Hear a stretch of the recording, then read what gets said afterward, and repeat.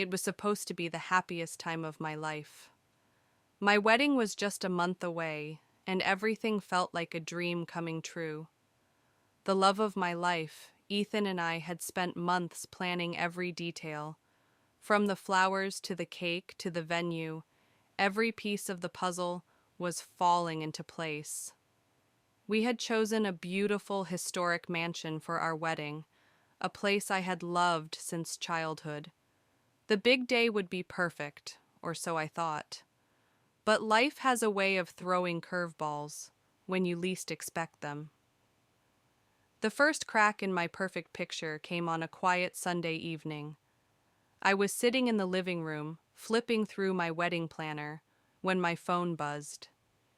It was an email from the mansion's event coordinator. "Dear Ms. Taylor," it read, "we regret to inform you that your wedding reservation has been canceled due to unforeseen circumstances. We apologize for the inconvenience." My heart sank. This couldn't be happening. I immediately called the venue, but no one picked up. Panic started to creep in. I texted Ethan, who was just as shocked as I was. He promised we would figure it out, but I could hear the worry in his voice. The next morning, I decided to visit the mansion in person. As I walked up the stone pathway, my mind raced with questions. Why was my reservation canceled? What unforeseen circumstances were they talking about? When I reached the office, the event coordinator greeted me with a look of unease. "I'm so sorry," she said, avoiding my eyes. "The venue has been booked for another event on your date." "But I reserved this place months ago," I said, my voice shaking.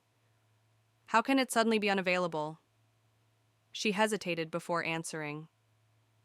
"The new booking came from someone very close to your family. I'm afraid there's nothing I can do." Someone close to my family? My mind instantly went to my sister, Clara. She was the only one I could think of who had a history of meddling in my life. Clara had always been competitive, turning every family gathering into a contest. But this? This felt too cruel, even for her. I left the mansion feeling defeated and angry. When I got home, I called Clara. She picked up on the second ring, her voice dripping with fake sweetness. "Hi, Emily. What's up?" I didn't waste time with pleasantries. "Clara, did you book the mansion for my wedding date?" There was a pause, and then she laughed. "Oh, you found out. Well, yes, I did. But don't worry, it's for a very good reason." "A good reason?" I repeated, my voice rising. "Clara, you knew how much this meant to me. Why would you do this?" "Calm down, Emily," she said, her tone condescending. "I needed the venue for my engagement party. Jonathan and I decided to move the date up, and the mansion was the perfect place." I couldn't believe what I was hearing. "You moved your engagement party to my wedding date? Clara, this is insane." "Don't be so dramatic," she said, sounding bored. "It's just a venue. You can find another one. Besides, you're good at planning. I'm sure you'll figure it out." She hung up before I could say another word. I stared at my phone, my hands trembling with anger. How could she do this to me? My own sister had sabotaged my wedding plans for her engagement party. That night, I couldn't sleep. Memories of our childhood kept playing in my mind. Clara had always been the golden child, the one who could do no wrong in our parents' eyes. She got away with everything, and I was always left picking up the pieces, but this time it was different. This time she had crossed a line. Ethan tried to comfort me, but I could see the frustration in his eyes, too. "We'll find another venue," he said, holding my hand. "Don't let her ruin this for us." I nodded, but deep down, I knew it wasn't just about the venue. It was about the betrayal, the selfishness, the way Clara had once again made everything about her. For the next few days, I threw myself into finding a new place for the wedding. Every venue I called was either booked or too expensive. Time was running out, and I felt like I was sinking in quicksand. Meanwhile, Clara was parading around like the queen of the world. She sent out invitations to her engagement party, complete with photos of the mansion. Every time I saw her social media posts, my blood boiled. But then, something shifted. One evening, as I sat in front of my laptop, staring at yet another rejection email from a venue, a thought crossed my mind. Clara had taken so much from me over the years. My toys, my spotlight, my happiness. And now, she had taken my dream wedding. But what if, for once, I could turn the tables? A plan started to form in my mind. It was risky, and it would take a lot of work. But the more I thought about it, the more determined I became. Clara had always underestimated me, but she was about to find out that I wasn't the pushover she thought I was. This wasn't just about getting back at her. It was about standing up for myself, about taking control of my own story. And as I sat there, sketching out the details of my plan, I felt something I hadn't felt in weeks: hope. The days after my conversation with Clara were a blur of anger and frustration. My emotions were running wild. Every time I thought about her smug voice, justifying what she had done, I felt my chest tighten. But I knew I couldn't let her win. Ethan and I were running out of options for venues. The wedding was less than a month away, and every call I made ended in disappointment. It wasn't just about finding a place. It was about reclaiming the joy Clara had stolen from me. And yet, as much as I tried to focus on moving forward, the weight of her betrayal was always there. Then, one afternoon, I received a call from my mom. "Emily, I heard about the venue," she began, her voice hesitant. "Yes, Mom, and I'm sure you also know who's responsible for it," I replied, not bothering to hide my frustration. She sighed. "Clara mentioned it. Look, sweetheart, I know this is upsetting, but try to understand. Clara's engagement is a big deal for her, too." I couldn't believe what I was hearing. "Mom, it's my wedding! She took my venue on purpose. How can you defend her?" "She didn't mean to hurt you," Mom said, her tone placating. "You're sisters. You should support each other. Find another venue and move on." Support each other? The words echoed in my mind like a cruel joke. Clara had never supported me, not once. And now, even my own mother was brushing off what she had done. "Mom, this isn't just about a venue, it's about respect. Clara doesn't respect me, and honestly, I'm tired of always being the one who has to compromise." There was silence on the other end of the line before Mom finally said, "I hope you'll find it in your heart to forgive her." Forgive her? The conversation left me feeling more alone than ever. It was clear that if I wanted justice, I would have to take matters into my own hands. That evening, Ethan found me sitting on the couch, staring blankly at the wall. He sat down beside me and wrapped his arm around my shoulders. "You okay?" he asked softly. I shook my head. "Not really.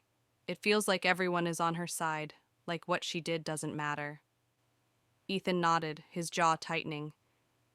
"It's not fair. But you don't have to face this alone.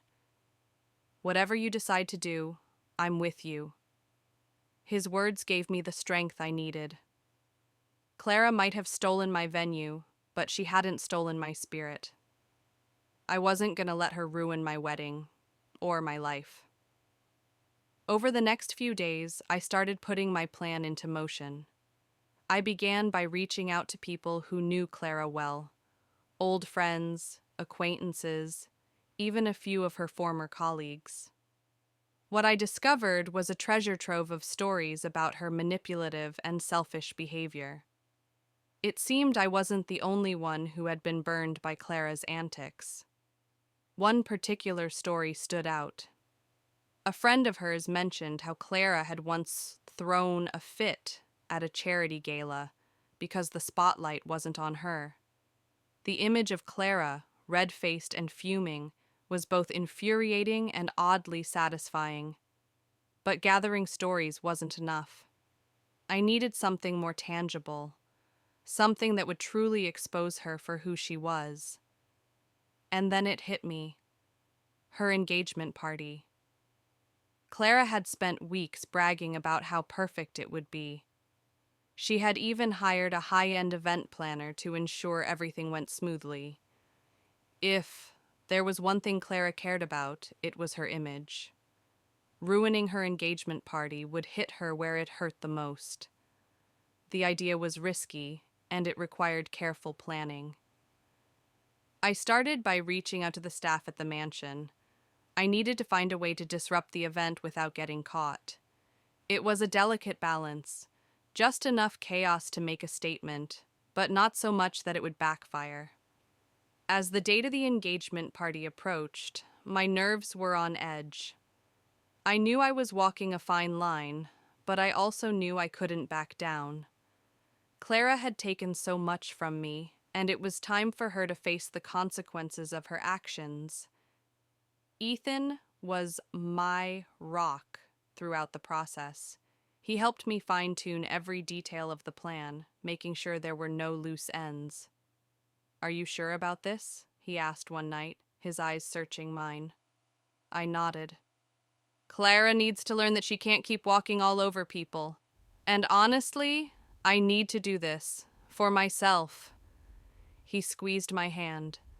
"Then let's make it unforgettable." The night of the engagement party arrived, and I could feel the tension in the air. Clara had spared no expense, turning the mansion into a glittering spectacle. Guests arrived in droves, dressed to the nines and ready to celebrate. As I watched from a distance, my heart raced. Everything was in place. All that was left was to pull the trigger. The mansion glowed like a jewel under the evening lights, its grand halls buzzing with laughter and clinking glasses. Clara's engagement party was in full swing, with guests marveling at the decor, sipping expensive champagne, and showering her with compliments. From where I stood, hidden behind the tall hedges outside, I could see everything. Clara looked radiant in her designer dress, basking in the attention like a queen holding court. But beneath her perfect exterior, I knew exactly who she was. A selfish, manipulative woman who had taken what was mine. Tonight wasn't just about her engagement. It was about teaching her a lesson she'd never forget. I waited for the right moment. The staff I had spoken to earlier had agreed to help me. Of course, it hadn't come cheap, but some well-placed tips and a little charm had done the trick. As the guests began moving into the main hall for dinner, I gave the signal. The first disruption was subtle, a sudden flicker in the lights. At first, no one noticed, but then the flickering grew stronger. Guests glanced up at the chandeliers, murmuring in confusion. Clara looked annoyed, but tried to maintain her composure. "Just a little technical issue," she said with a forced smile. The lights stabilized, and the evening carried on. But this was just the beginning. Next came the sound system. As Clara stood to give a speech, thanking everyone for coming, the microphone emitted a loud screeching noise. She winced, pulling it away from her face. The sound engineer rushed to fix it, but the damage was done. Clara's carefully rehearsed moment had been ruined. She shot a glare toward the staff, her frustration barely concealed. I couldn't help but smile from my hidden spot. The disruptions were small, but they were enough to chip away at her perfect evening. Then came the pièce de résistance. One of the servers, whom I had paid handsomely, approached Clara with a tray of desserts.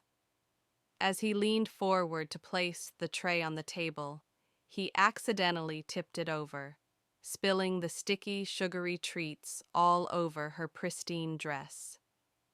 Gasps filled the room as Clara jumped up, her face a mask of shock and rage. "What is wrong with you?" she yelled at the server, who apologized profusely while trying to hide a smirk. Guests began whispering among themselves, their eyes darting between Clara and the growing stain on her dress.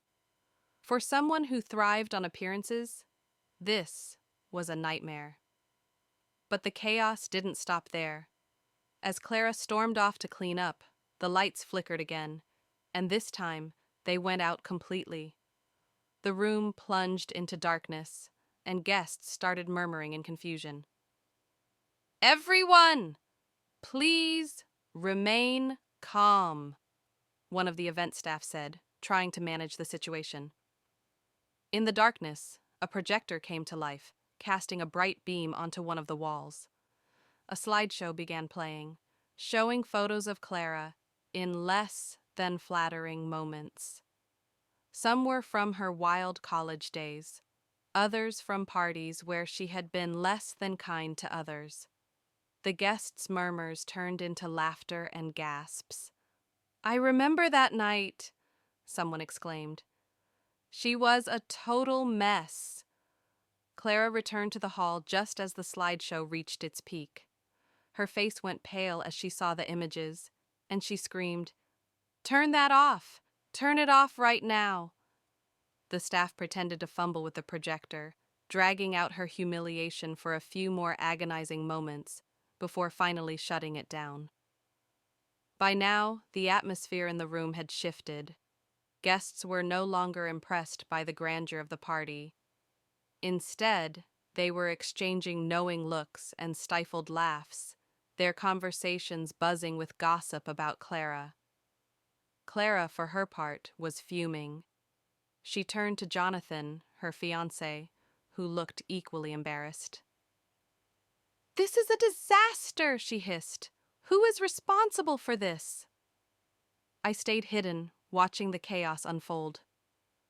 Part of me felt a pang of guilt. It wasn't in my nature to be cruel. But then I remembered all the times Clara had hurt me, all the times she had taken what was mine without a second thought. This wasn't just revenge, it was justice. The party limped along for another hour, but the damage was done. Guests began leaving early, their polite smiles unable to hide their amusement at Clara's expense. When the last car pulled away, leaving the mansion eerily quiet, I finally stepped out of the shadows. Clara was sitting on the front steps, her ruined dress crumpled around her, her face streaked with tears. For a moment, I almost felt sorry for her. Almost. She looked up as I approached, her eyes narrowing. "Emily," she said, her voice dripping with venom. "This was you, wasn't it?" I shrugged, feigning innocence. "I don't know what you're talking about." "You ruined everything," she screamed, standing up and jabbing a finger at me. "You're jealous because my party was better than your stupid wedding will ever be." I felt a surge of anger but kept my voice calm. "Clara, you ruined my wedding first. Did you really think I'd just let that slide?" She stared at me, her mouth opening and closing like a fish out of water. For once, she had no clever comeback. "I hope this taught you something," I continued, my voice steady. "You can't keep walking all over people and expect them to stay silent. Actions have consequences, Clara."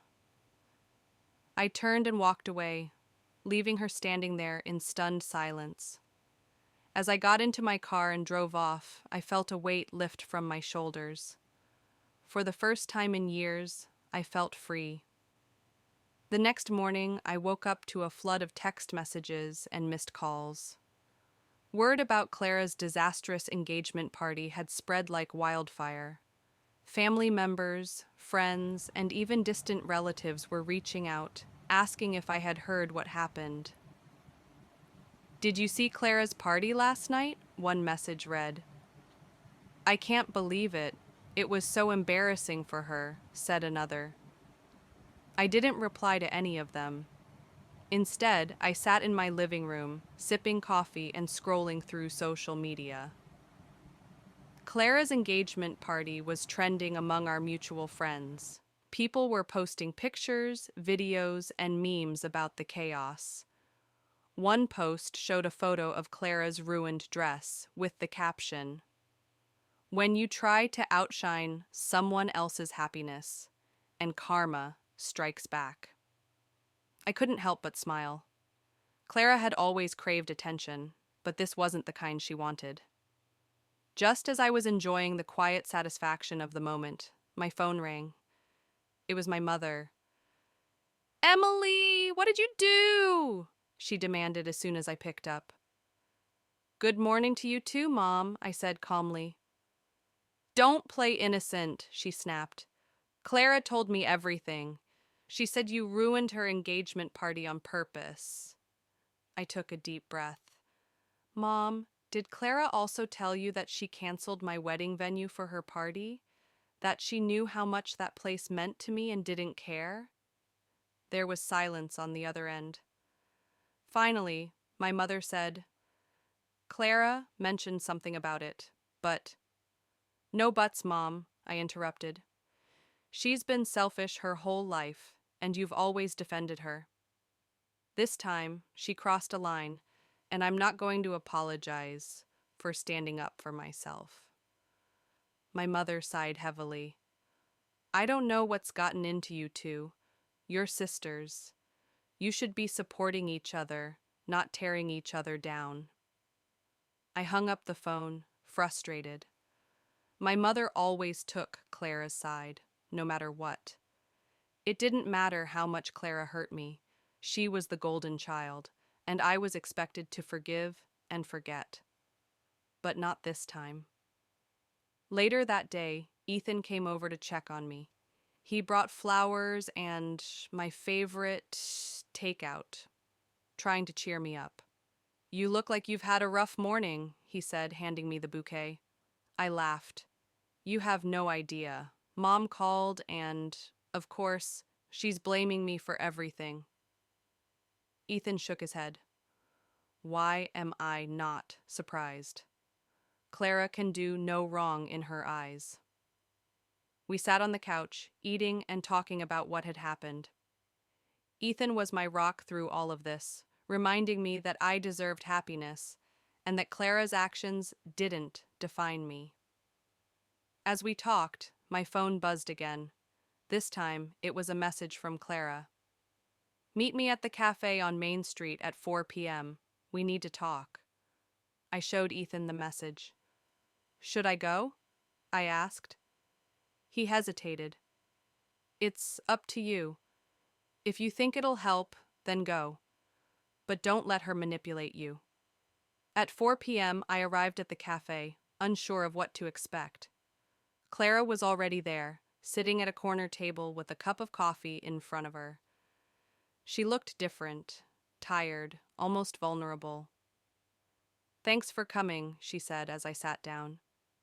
I didn't reply, waiting for her to speak. She sighed, stirring her coffee.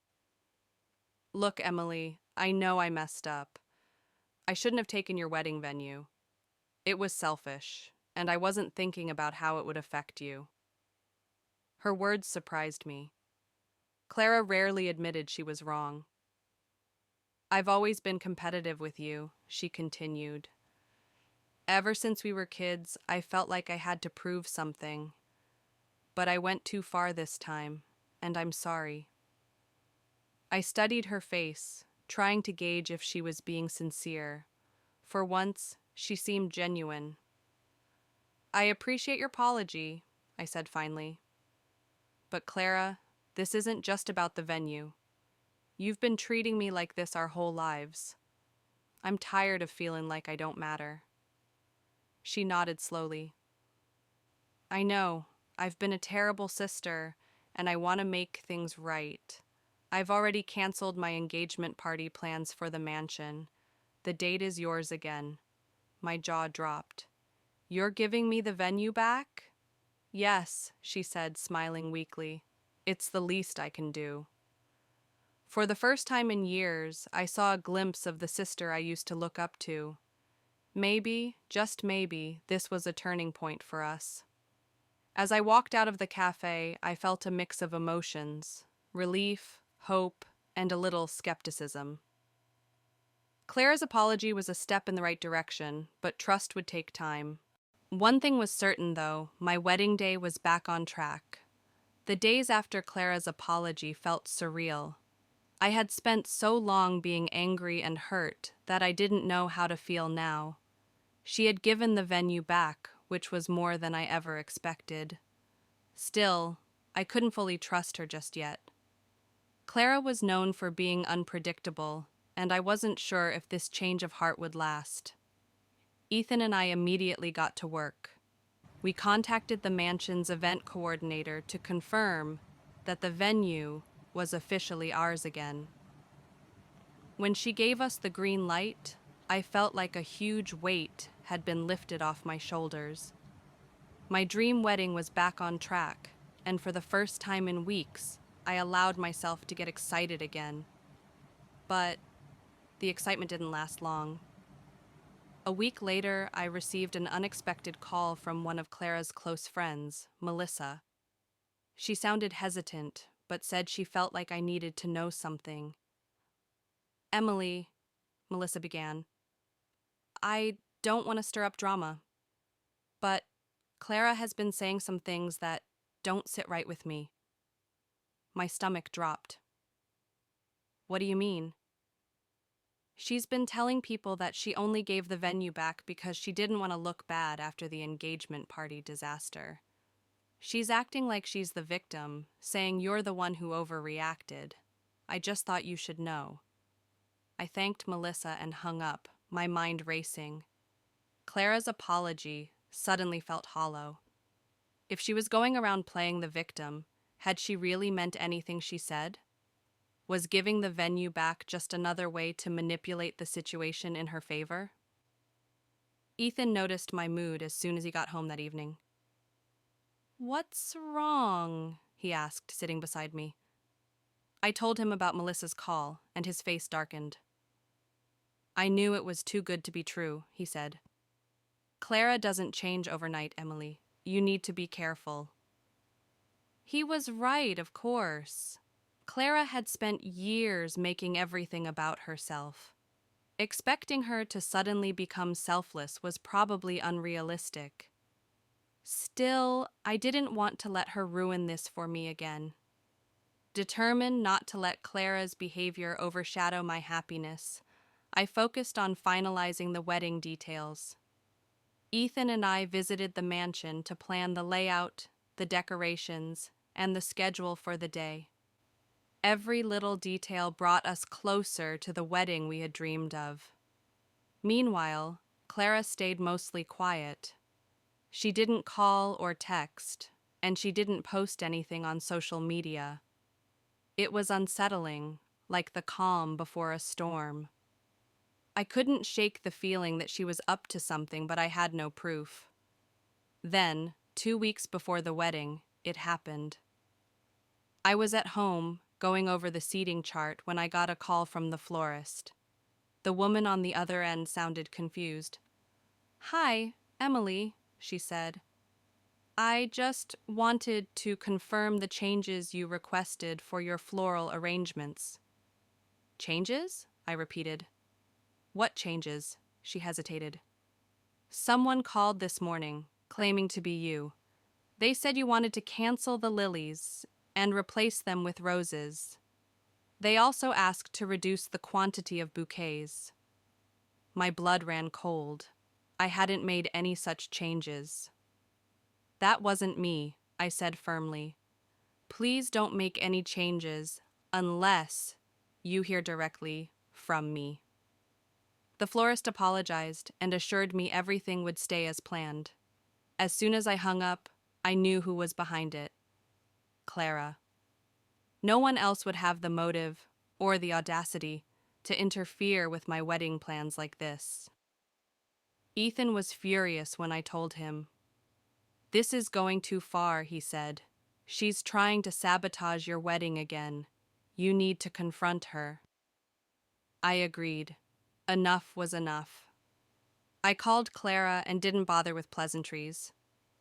"Why are you meddling with my wedding plans?" I demanded. "What are you talking about?" she replied, feigning innocence. "You called my florist and tried to change the arrangements," I said. "Don't lie to me, Clara." There was a pause and then she sighed. "Fine, I made the call. But I was just trying to help. I thought roses would look better than lilies." "Help?" I repeated, my voice rising. "You had no right to make that decision. This is my wedding, Clara, not yours." She laughed bitterly. "You're so ungrateful, Emily. After everything I've done for you, giving the venue back, apologizing, you still treat me like the bad guy." "Maybe because you keep acting like one," I shot back. "Stay out of my wedding, Clara. I mean it." I hung up before she could say anything else. My hands were shaking, but I felt a sense of relief. For the first time, I had stood up to her without holding back.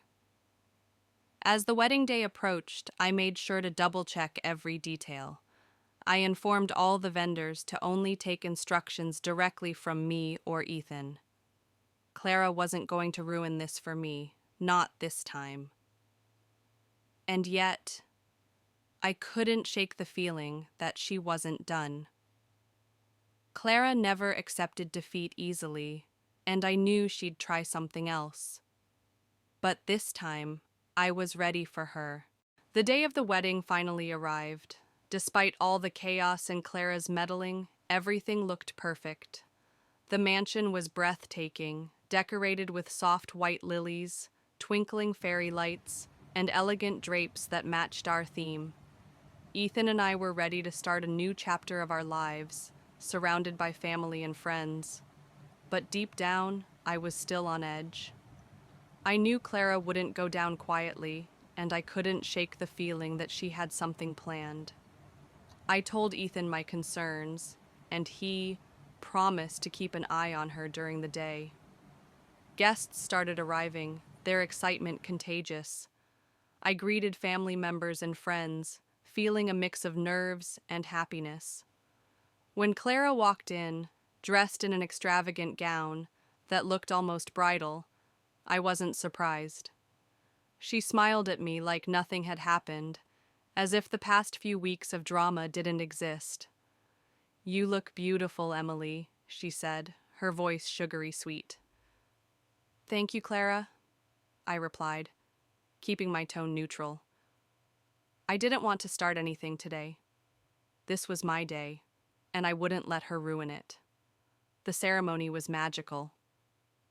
Ethan looked at me with so much love that I felt like the luckiest person in the world. As we exchanged vows, I forgot about Clara and all the stress she had caused. For that moment, it was just the two of us, promising to spend our lives together. After the ceremony, the reception began. The guests enjoyed the delicious food, heartfelt speeches, and lively music. Ethan and I shared our first dance as husband and wife, and it felt like a dream.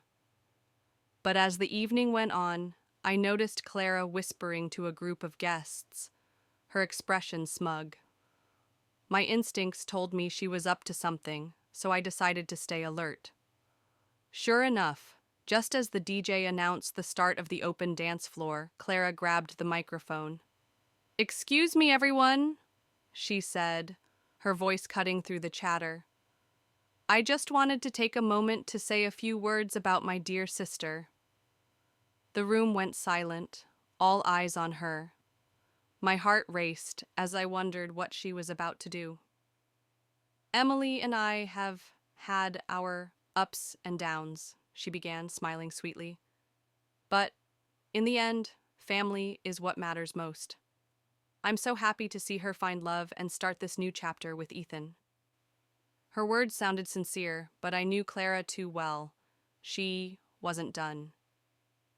In fact, she continued, her smile widening, I thought it would be fun to share a little story from our childhood. You know, to lighten the mood and give everyone a laugh. I froze. This wasn't part of the plan.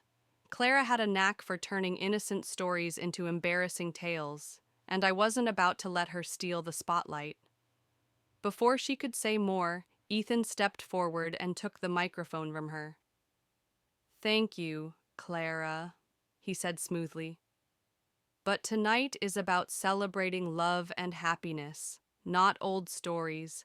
Let's keep the party going. The crowd cheered, and Clara's face turned red as she realized she had been outmaneuvered.